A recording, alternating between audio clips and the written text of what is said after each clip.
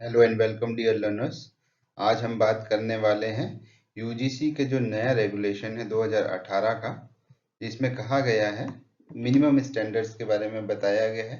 परंतु इसमें हम स्पेसिफिक देखने वाले हैं जो इसका क्लॉज नंबर 19.1 है।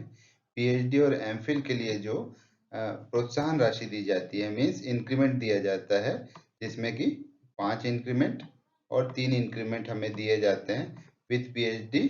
अगर हम ज्वाइन करते हैं सर्विस तो 5, और इन सर्विस या ज्वाइन करने के बाद अगर हमें पीएचडी अवार्ड होती है तो उसके लिए हमें 3 इंक्रीमेंट देय होता है। उसके बारे में हम जानेंगे।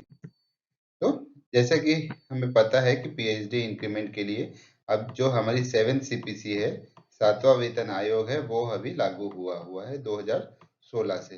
तो उसके आधार पे ये जो पे मैट्रिक्स है उसमें अगर हमें इंक्रीमेंट मिलता है तो हमारा कहाँ फिक्सेशन होता है उसके बारे में हम समझने का प्रयास करेंगे इस वीडियो में।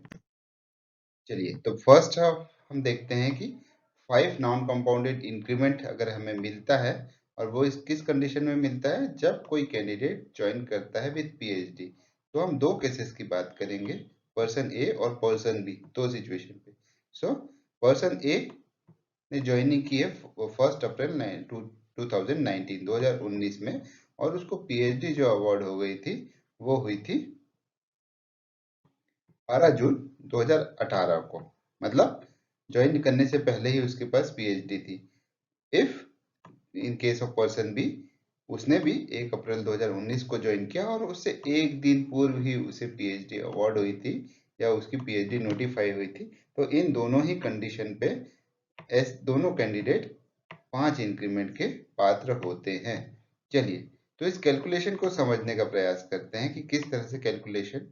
तो जैसे हमने देखा था कि प्रीवियस स्लाइड में कि जो पे मैट्रिक्स है उसके आधार पे जो एंट्री पे है और उसमें जो फिक्सेशन होता है असिस्टेंट प्रोफेसर का 6,000 ग्रेड पे पर एंट्री पे उसको 57,700 का फिक्सेशन होता है। तो बेस्ड ऑन बेसिक जो उसकी 57,700 है, अगर उस पे सिंगल इंक्रीमेंट हम 3% पे कैलकुलेट करें तो उस तरह 3% 57,700 का लगभग बनता है 1740। परंतु क्योंकि इसकी जो अगर ये 50 से अपर होता तो इसको हम 1800 कंसीडर कर लेते, परंतु क्योंकि इसके अमाउंट 1740 है सो इसको कंसीडर करेंगे हम 1700। सो इस तरह 5 इंक्रीमेंट लगने पे 1700 इंटू 5 इक्वल्स टू 8500 उस कैंडिडेट को एडमिसिबल होगा उसकी पीएचडी डिग्री के लिए at a entry in the service, means entry level पे।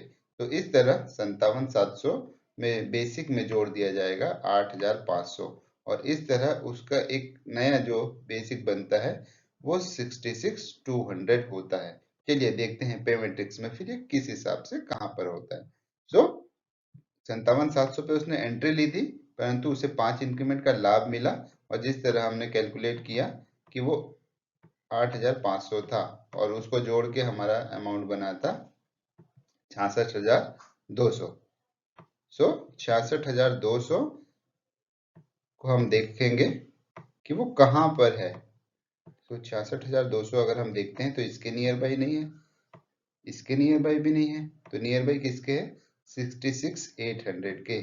जो 66,200 जो हमारा अमाउंट था वो करीब करीब आ रहा है किसके, इस सेल के। तो यहाँ पे हमारा जो नया पे बेसिक पे हो जाएगा वो हो जाएगा 66,800।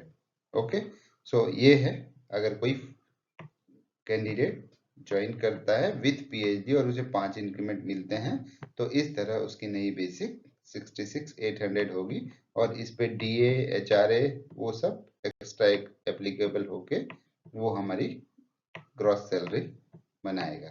ओके, चलिए, सो नेक्स्ट हम देखते हैं इन केस कि 3 नॉन कंपाउंडेड इंक्रीमेंट के केस में क्या होता है जब कोई कैंडिडेट विदाउट पीएचडी ज्वाइन करता है। तो यहाँ भी हम दो केस या दो पर्सन के केस स्टडी करेंगे। पर्सन ए जिसने 1 अप्रैल 2019 को ज्वाइन किया और उसके बाद अगर वो पीएचडी कर रहा था और करते करते उसने सबमिशन सब कुछ प्रोसेस कर ली थी, वाइवा हो गया, बट उसे अवार्ड नहीं हो पाई थी पीएचडी। तो उसे अवार्ड हुई उसकी ज्वाइनिंग के 10 डेज आफ्टर। सो इस कंडीशन पे क्या होगा, तो इस कंडीशन पे भी उस कैंडिडेट को 3 इंक्रीमेंट मिलेंगी। 5 इंक्रीमेंट का वो पात्र नहीं होगा क्योंकि डेट ऑफ ज्वाइनिंग पे उसके पास पीएचडी नहीं थी, उसे एप्लीकेबल होंगे 3 इंक्रीमेंट। ओके, चलिए तो पहले हम केस 1 ही या पर्सन ए का ही केस डिस्क्राइब करते हैं। पहले भी हम देख चुके हैं, और कोई भी नॉन कंपाउंडेड इंक्रीमेंट जो बताया गया है, नॉन कंपाउंडेड इंक्रीमेंट, वो हमारे एंट्री पे ही लागू होगा। मीन्स 57,700 के बेसिक पे ही लागू होगा और कैलकुलेशन उसी के हिसाब से बनेगा, है ना। अगर कोई पर्सन अभी आगे आके 8,000 की ग्रेड पे भी खड़ा हो गया है और उसकी बेसिक पे मान के चलिए 75,000 के आसपास है बेसिक, तो क्या इस पे लागू होगा? नहीं, इस पे लागू नहीं होगा। उसका जो इंक्रीमेंट कैलकुलेशन होगा वो उसकी बेसिक से होगा। मीन्स सेम 57,700 का 3% और उसका सम अप करके 1,700 रुपए, और उस हिसाब से उसके नॉन कंपाउंडेड एडवांस इंक्रीमेंट जो कैलकुलेट हो गए 1700 इंटू 3 मीन्स 5100, और यही 5100 उसकी बेसिक में जुड़ेगा, है ना। इन केस ऑफ पर्सन ए जो अभी अभी ज्वाइन किया है और उसके 10 दिन बाद उसे अवार्ड हुई है, तो उसका नया बेसिक पे हो गया 62,800। चलिए, तो ये कहाँ बैठेगा पे मैट्रिक्स में? फिर वैसे ही जो हमने कैलकुलेशन किया है 5100 उसकी बेसिक में जुड़ गया, और उस हिसाब से उसका नया जो बेसिक बना वो बना था 62,800। ठीक है, 62,800। तो क्या है, 61,200 के पास भी वो मैच नहीं कर रहा है, 64,200 भी बहुत ऊपर हो जा रहा है, तो नियर बाई 400 के डिफरेंस पे वो इस सेल पे आ रहा है। तो 63,000 उसका जो नया बेसिक होगा, और इस पे फिर डीए एचआरए करके हमारी जो भी है वो ग्रॉस सैलरी बनेगी। ओके, चलिए, तो इस तरह इन केस ऑफ 1 कि उसको 10 दिन बाद अगर पीएचडी अवार्ड हो गई ज्वाइनिंग के, तो इस तरह का प्रावधान बनेगा। देन नेक्स्ट, जो पर्सन फिर कैंडिडेट जो विदाउट पीएचडी ज्वाइन किया था और जिसने इन सर्विस पीएचडी की है। कैसी पीएचडी की है? इन सर्विस में अगर किसी ने पीएचडी की है, इन सर्विस के केस में क्या होता है? तो पर्सन यहाँ पे, सॉरी इन करेक्शन है, ये पर्सन ए का केस नहीं है, पर्सन बी का केस है। तो फिर सेम चीज है, क्योंकि लागू कहाँ से होगी इंक्रीमेंट? वो होगी आपकी एंट्री पे से। तो एंट्री पे क्या है हमारी 57,700, वो सेम कैलकुलेशन 1,700 के हिसाब से, सेम उसी तरह 3 इंक्रीमेंट के पात्र बनेंगे तो 5100। अब हम देखते हैं कि कोई पर्सन बी के जो हम केस कर रहे हैं कि उसने 2012 में ज्वाइन की थी, और 2012 के ज्वाइन करने के बाद उनको 5 साल बाद या 6 साल बाद जब परमिशन मिली होगी, और उन्होंने अपनी पीएचडी कंप्लीट की 30 मार्च 2024 की कंडीशन पे, ठीक है, अपनी ज्वाइनिंग के लगभग 10 से 11 वर्ष बाद।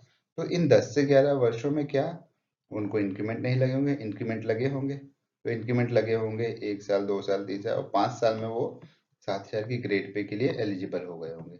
फिर यहाँ से इंक्रीमेंट लगे होंगे उनको, और फिर 4 सालों में वो 8,000 के लिए एलिजिबल हो गए होंगे। ठीक, फिर इस तरह करते करते आज की डेट पे, जिस डेट पे उन्हें पीएचडी अवार्ड हुई है मीन्स 2024 में, उनका जो बेसिक था ये हम मान लेते हैं 82,200 था। तो इस 82,200 पे प्लस 5100 होंगे, मीन्स 3 इंक्रीमेंट। जो बेसिक का 3 इंक्रीमेंट है इसको ही हम कहते हैं नॉन कंपाउंडेड इंक्रीमेंट। तो यही हमारा 82,200 में जुड़ेगा 5100, इस तरह 87,300। ठीक है, 87,300 उसका नया होगा। तो ये 87,300 किसके नियर बाई आ रहा है? तो वो आ रहा है 87,200 के, जो यहाँ पर है। तो इस तरह ये उनका नया बेसिक होगा, और इस पे फिर वही डीए प्लस एचआरए एप्लीकेबल होके उनका जो है क्रॉस सैलरी स्ट्रक्चर बनेगा। तो ये इन बताना चाह रहे थे कि किस तरह से अगर हमें इंक्रीमेंट्स लगते हैं इन case of PhD, in case of non PhD, और इस तरह से हम अपने कैलकुलेशन को देख सकते हैं, समझ सकते हैं। होप आपको ये समझ आया होगा। समझ आया हो तो इसको लाइक और शेयर करें। Thank you.